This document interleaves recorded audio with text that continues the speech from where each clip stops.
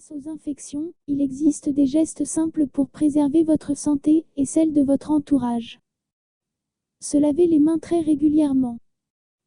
Tousser ou éternuer dans son coude ou dans un mouchoir. Saluer sans se serrer la main, éviter les embrassades. Utiliser des mouchoirs à usage unique et les jeter. Les coronavirus sont une grande famille de virus, qui provoquent des maladies allant d'un simple rhume. Certains virus saisonniers sont des coronavirus à des pathologies plus sévères comme le MERS-CoV ou le SARS. Quels sont les symptômes du coronavirus Covid-19? Les symptômes principaux sont la fièvre ou la sensation de fièvre et des signes de difficulté respiratoire de type toux ou essoufflement. Existe-t-il un vaccin?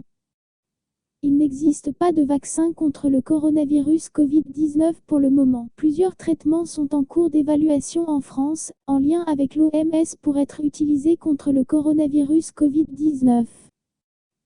Dans l'attente, le traitement est symptomatique, des essais cliniques sont en cours afin d'améliorer le diagnostic, la compréhension et la prise en charge de cette maladie. Par ailleurs, des équipes travaillent sur plusieurs pistes de traitement. Des équipes sont également à pied d'œuvre pour inventer un vaccin, qui pourra voir le jour dans les prochains mois. Comment se transmet le coronavirus Covid-19? La maladie se transmet par les postillons, éternuements, toux. On considère donc qu'un contact étroit avec une personne malade est nécessaire pour transmettre la maladie. Même lieu de vie, contact direct à moins d'1 mètre lors d'une toux, d'un éternuement ou une discussion. En l'absence de mesures de protection, un des vecteurs privilégiés de la transmission du virus est le contact des mains non lavées. Peut-on attraper la maladie par l'eau? À ce jour, il n'a pas été rapporté de contamination par l'eau. Cette maladie est à transmission respiratoire et probablement de l'animal à l'homme, mais la source n'est pas encore identifiée. Existe-t-il des risques liés aux animaux domestiques d'élevage et familiers? Il n'existe aucune preuve que les animaux domestiques jouent un rôle dans la propagation coronavirus Covid-19. Le coronavirus à l'origine du Covid-19. Source oie, hommes et anses. Existe-t-il des risques liés aux aliments? Au vu des informations disponibles, le passage du coronavirus Covid-19 de l'être humain vers une autre espèce animale semble actuellement peu probable, et la possible contamination des denrées alimentaires d'origine animale à partir d'un animal infecté par le Covid-19 est exclue. Les aliments crus ou peu cuits ne présentent pas de risque de transmission d'infection particulier, dès lors que les bonnes règles d'hygiène habituelles sont respectées lors de la manipulation et de la préparation des denrées alimentaires. Certaines personnes sont-elles plus à risque? Comme pour beaucoup de maladies infectieuses, les personnes souffrant de maladies chroniques, hypertension, diabète, les personnes âgées plus de 70 ans, immunodéprimées ou fragiles présentent un risque plus élevé. Dans les cas plus sévères, la maladie peut entraîner un décès. Il est conseillé aux personnes les plus vulnérables de rester autant que possible à leur domicile, et de limiter au maximum les contacts avec l'extérieur, y compris leurs proches. Quel est le délai d'incubation de la maladie?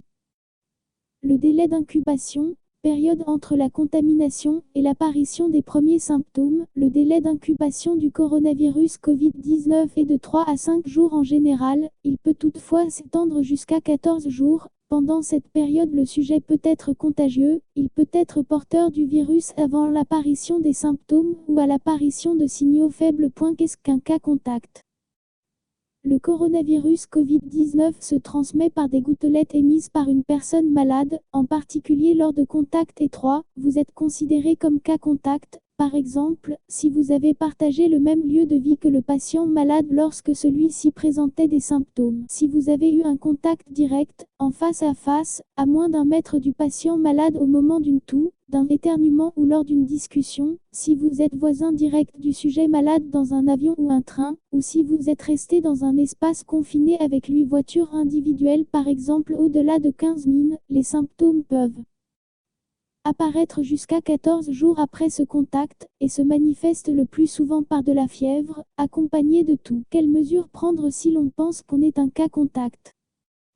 Si vous avez été en contact avec une personne malade du coronavirus, mais sans que ce contact n'ait été étroit et prolongé, cf. définition ci-dessus, Les mesures applicables en stade 2 de l'épidémie sont la réduction des activités sociales et la surveillance de la température. En cas de symptômes, il convient de contacter le 15 pour pouvoir être pris en charge. Si vous avez été en contact étroit en face à face, à moins d'1 mètre du patient malade au moment d'une toux, d'un éternuement ou lors d'une discussion, si vous êtes voisin direct du sujet malade dans un avion ou un train, ou si vous êtes resté dans un espace confiné avec lui, voiture individuelle par exemple, au-delà de 15 minutes avec une personne malade du coronavirus, il convient de respecter une quatorzaine stricte, avec autosurveillance de la température et recours au télétravail dans la mesure du possible. 800 130 000. Attention, la plateforme téléphonique n'est pas habilitée à dispenser des conseils médicaux. Si vous présentez des signes d'infection respiratoire dans les 14 jours suivant votre retour de Chine continentale, Hong Kong, Macao, de Singapour, de Corée du Sud, d'Iran ou des régions de Lombardie et de Vénétie en Italie, il faut contacter le 15 ou le 114 pour les personnes ayant des difficultés à parler ou entendre consignes sanitaires. Le ministère des Solidarités et de la Santé actualise ses recommandations régulièrement pour protéger votre santé et vous recommander les bons gestes à adopter face au coronavirus Covid-19. Pour les personnes se trouvant ou revenant d'une zone où circule le virus, surveillez votre température 2 fois par jour. Surveillez l'apparition de symptômes d'infection respiratoire, toux, difficulté à respirer. Lavez-vous les mains régulièrement ou utilisez une solution hydroalcoolique. Évitez tout contact avec les personnes fragiles, femmes enceintes, malades chroniques, personnes âgées. Évitez de fréquenter des lieux où se trouvent des personnes fragiles, hôpitaux, maternités, structures d'hébergement pour personnes âgées. Évitez toute sortie non indispensable, grands rassemblements, restaurants, cinéma. Travailleurs étudiants, vous pouvez retourner travailler en l'absence de symptômes. En cas de signes d'infection respiratoire, fièvre ou sensation de fièvre, toux, difficultés respiratoires, contactez le SAMU Centre 15 en faisant état de vos symptômes. Évitez tout contact avec votre entourage. Ne vous rendez pas chez votre médecin traitant ou aux urgences, pour éviter toute potentielle contamination. Limitez les déplacements au strict nécessaire. Dois-je porter un masque ? Le port du masque chirurgical n'est pas recommandé sans présence de symptômes. Le masque n'est pas la bonne réponse pour le grand public car il ne peut être porté en permanence et surtout n'a pas d'indication sans contact rapproché et prolongé avec un malade. Comme pour l'épisode de grippe saisonnière, ce sont les gestes barrières qui sont efficaces. Que sont les gestes barrières ? Se laver les mains très régulièrement. Tousser ou éternuer dans son coude ou dans un mouchoir. Saluer sans se serrer la main, éviter les embrassades. Utiliser des mouchoirs à usage unique et les jeter. Le 12 mars 2020, le président de la République a annoncé, après consultation du Conseil scientifique, que les élections municipales seraient maintenues les 15 et 22 mars afin d'assurer la continuité de la vie démocratique de notre nation. Des mesures seront prises afin d'assurer la protection sanitaire des électeurs comme des responsables de opérations électorales au sein des bureaux de vote et ont été transmises aux maires par circulaire du ministre de l'Intérieur. Protection sanitaire des opérations électorales dans le contexte du Covid-19, l'aménagement de chaque bureau de vote doit être conçu de manière à éviter les contacts prolongés. Un schéma type d'organisation des bureaux de vote a été diffusé par circulaire du ministère de l'Intérieur en date du 9 mars, afin de rappeler aux électeurs et aux membres du bureau de vote les mesures barrières, dont la plus efficace est le lavage des mains. Chaque bureau de vote apposera de manière visible l'affiche sur les gestes barrières ainsi que l'affiche sur les bons comportements à adopter. Des modèles d'affiches à apposer dans les bureaux de vote pour rappeler ces règles ont été fournis aux maires. Chaque bureau de vote devra prévoir un point d'eau afin de se laver les mains à proximité ou, à défaut, mettre à disposition du gel hydroalcoolique. La plupart des bureaux de vote se situent dans locaux communaux, scolaires ou sportifs. Une signalétique devra être mise en place dans chaque bureau de vote vers le point le plus proche pour se laver les mains.